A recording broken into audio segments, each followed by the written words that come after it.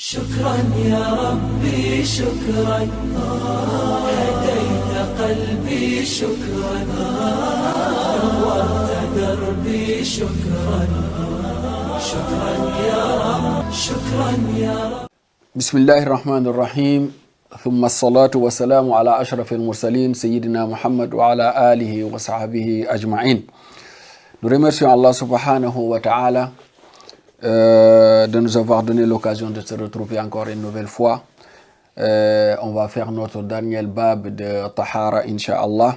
Et cette bab-là, c'est Al-Mashu ala al-Jabirati wal-Isabati. Al-Mashu ala al-Jabira wal-Isaba, ces deux choses-là, c'est maintenant le wudu. Les ablutions, quand on le fait, ou les grandes ablutions, on doit passer l'eau sur le bandage ou sur le plâtre. Quand quelqu'un il a la main cassée ou le pied cassé ou le bras cassé, qu'est-ce qu'il va faire? Al-Jabiratu hiya ar-ribatu alladhi yuda'u 'ala al-'azmi al-munkasir. Il a dit, c'est quoi Al-Jabira? Hiya ar-ribat alladhi yuda'u 'ala al-'azm al-munkasir. C'est le plâtre qu'on est en train de mettre, que les médecins vont mettre sur l'os qui est cassé. L'os qui est cassé. Wal-isabatu, ce qu'on appelle al-isaba, hiya ma turbatu bihi al-juruh wal-quruh. Les plaies, les blessures, le bandage qu'ils sont en train de mettre dessus, c'est ça al-isabatu. Wal-mashu fawqa al-jabira, faire passer la main mouillée sur ces deux choses-là, jaizatun wal-isabatu jaizun, il est autorisé. Yaqumu, il remplace maqama ghasli ma tahtaha. Il remplace l'endroit où toi tu devais toucher et il remplace cet endroit-là. C'est-à-dire que toi tu as mis sur le bandage, mais il remplace la main que toi tu as fait la bandage dessus. إذا كان لا يقدر على غسل ما تحته أو مسحه. Si lui il ne peut pas laver ou passer la main sur quelque chose, cette chose qui est cachée. La preuve, Allah subhanahu wa ta'ala nous dit ويدل على مشروعية المسح فوق الجبيرة والإصابة قوله تعالى ما يريد الله ليجعل عليكم من حرج. ما يريد الله, Allah subhanahu wa ta'ala ne veut pas ليجعل عليكم من حرج, qu'il vous freine aucune difficulté dans votre pratique de religion, aucune contrainte. Ça, c'est grâce à Allah subhanahu wa ta'ala et sa miséricorde envers nous. Il a dit, je ne veux pas mettre aucune contrainte pour votre adoration d'Allah subhanahu wa ta'ala. Quand il y a ça, Allah subhanahu wa ta'ala, il trouve notre chemin pour y arriver. وعن أبي أمامة أن النبي صلى الله عليه وسلم, la preuve dans les hadiths, Abi Umama il nous explique, il nous dit le prophète sallallahu alayhi wa sallam, لما أصيب يوم أحد, le jour que le prophète sallallahu alayhi wa sallam était blessé pendant la guerre de Uhud, إذا توضأ, si le prophète sallallahu alayhi wa sallam faisait ses ablutions, halla an isabatihi wa masa alayha bil wudu. Il défaisait, il enlevait son bandage et il fait masah là-dessus sur la blessure. Wa ruwiya an Ali ibn Abi Talib wa Abdullah ibn Omar radiyallahu anhuma. Les deux compagnons du prophète sallallahu alayhi wa sallam, on a pris aussi sur eux exemple que eux ils faisaient al-mashu ala al-jabair. Eux aussi ils faisaient mashu sur le bandage, sur le plâtre qui est cassé. Voilà. Eux aussi Ali ibn Talib il le faisait, Ali ibn Abi Talib, Abdullah ibn Omar aussi le faisait. Wa qad ajma al-a'immatu ala jawaz al-mashu alayha. Tous les imams, les quatre écoles, imam Abu Hanifa, imam Malik, imam Shafi'i, tous les imams ils sont d'accord que cette chose-là, il est autorisé par la religion, par les versets coraniques et par les hadiths du prophète alayhi salatu wa salam. يجوز المسح فوق الجبيرة أو الإصابة ولو شدها على غير طهارة. Maintenant, il est autorisé de le faire. Est-ce que c'est comme les khoufs qu'on monte, il faut qu'on les porte avec tahara?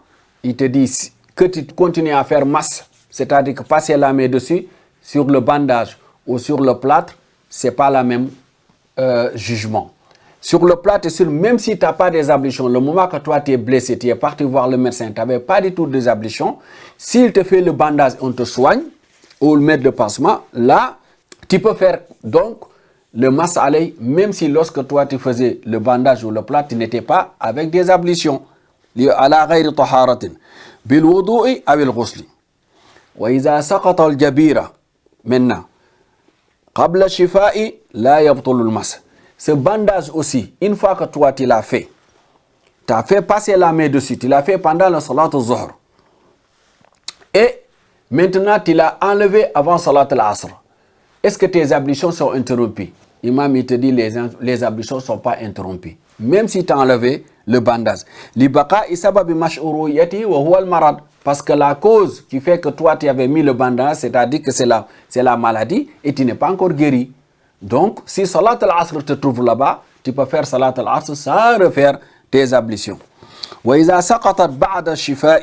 Si il est enlevé après que toi tu es guéri, batal al-mas, ce que tu avais fait, cette ablution-là, il est interrompu. Il est interrompu. ويجب عليه أن يغسل ما تحتها إن كان متوضئا. ويكفي المسح على أكثر الجبيرة أو الإصابة. Maintenant, le bandage ou bien le plâtre, c'est ici jusqu'à ici. Il est long, il est grand.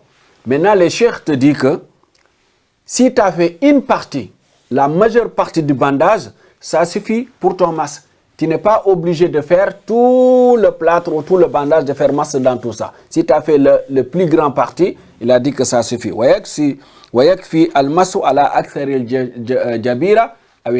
Ça te suffit comme ablution.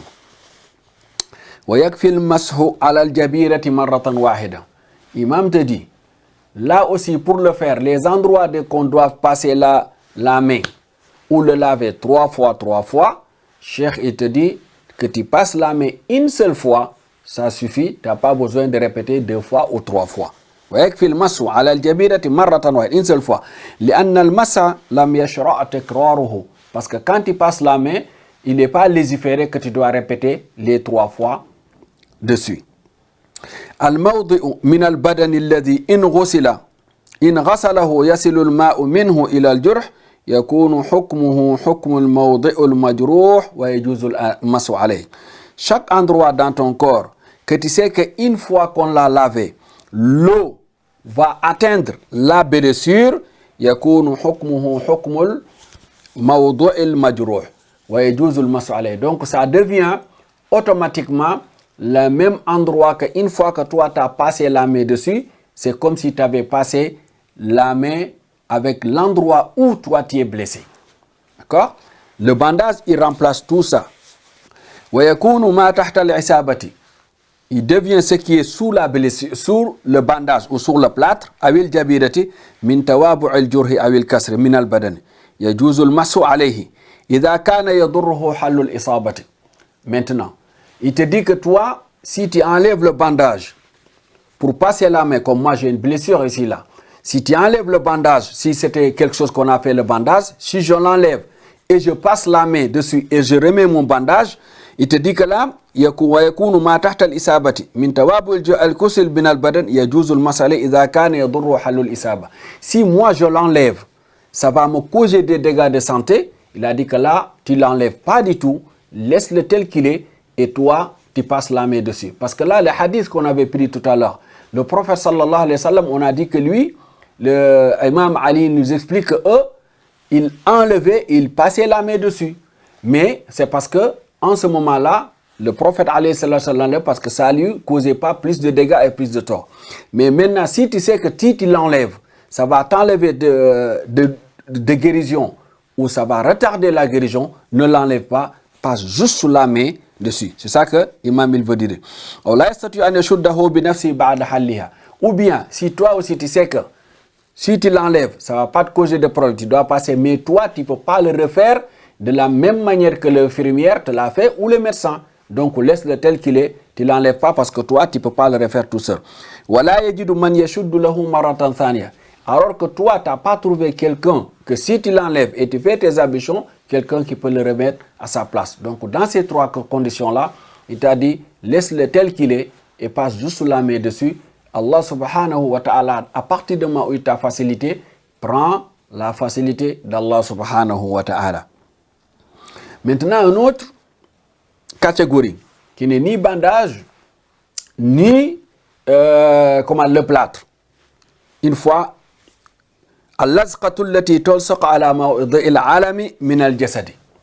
le pansement.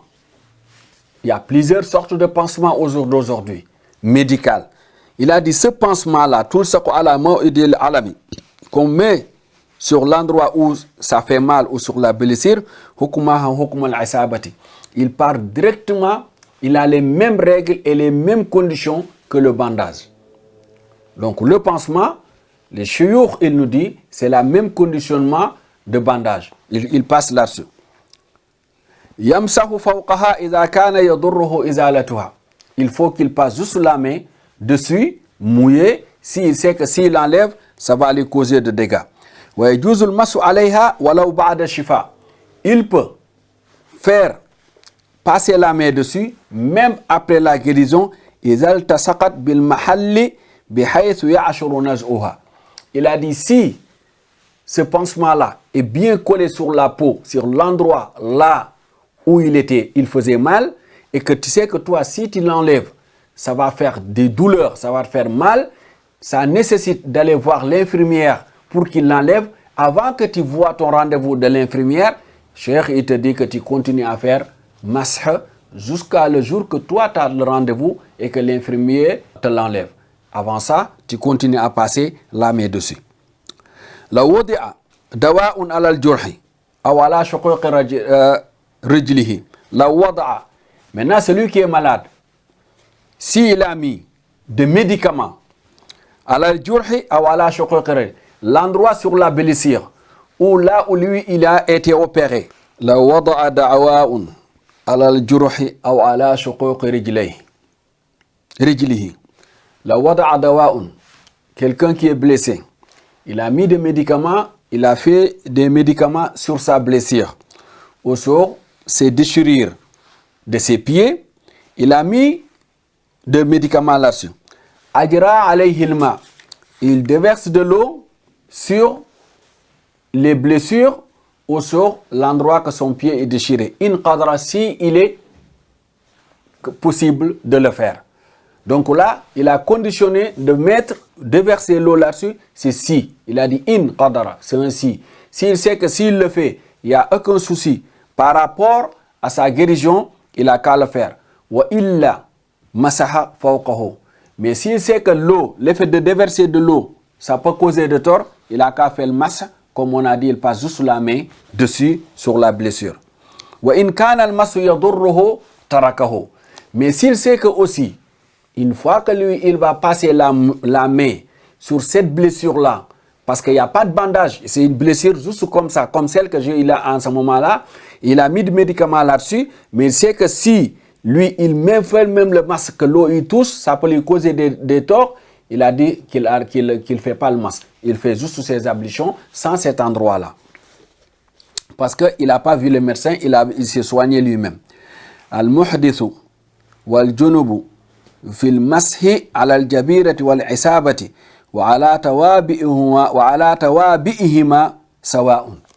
Celui que ses ablutions sont interrompues, ou bien celui qui est en train qui a perdu aussi ses grandes ablutions, avec mas al-jabira et isaba, ils sont tous dans la même catégorie. C'est le même jugement religieux, c'est-à-dire la même légifération juridique que celui qui a perdu ses grandes ablutions, soit il a les mas al-jabira ou sans mas al-jabira, ils sont dans la même catégorie d'interdiction ou d'autorisation. Il n'y a pas celui-là, il n'y a pas deux règles. C'est la même règle, il le partage. Que tu sois malade ou avec Isaba, ou que tu ne sois pas malade, c'est les mêmes règles qu'on avait prises sur al-janabatu, ghusl al-janaba, avec l'wudu. Ils sont sur la même règle. Maintenant, une autre règle aussi, laysa lil mashi waqtun muayyan. Si tu fais le mas al-jabira, il n'y a pas de temps qui t'est limité. Comme lorsqu'on a fait le mas al-khuffayn, là où tu pouvais passer la main sur tes deux bottes là. Là, tu avais dit qu'une journée et demie ou un jour, ou 3 jours pour celui qui voyage. Mais celle-ci, le mas al-jabira, il n'y a pas de limite de temps. Que tu l'as fait que la blessure est restée avec toi, le pansement ou le plâtre, 1 mois, et ça va rester 1 mois, tu peux continuer à faire mas al jabirati pendant 1 mois. Donc c'est une continuité jusqu'à la guérison. Tu n'as pas de 1 jour ou 2 jours ou 1 mois. Non, c'est la continuité. Tu continues à faire ton mas jusqu'à la guérison. Néanmoins, à chaque fois que tu fais tes ablutions, il faut refaire le mas sur cet endroit-là, ou à chaque fois que tu fais tes grandes ablutions, il faut faire mas sur l'endroit.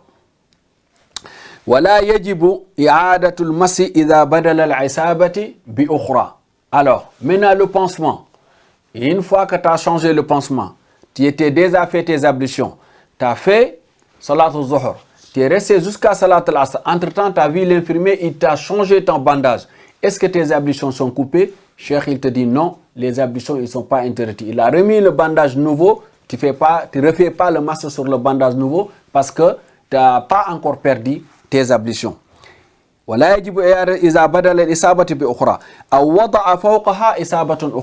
Cheikh, il a dit, sinon aussi, celle-ci, il est resté, mais tu as refait un autre pansement sur l'ancien pansement. Celle-ci aussi, tes ablutions ne sont pas interrompues. Voilà notre dernier cours pour ce qui est tahara.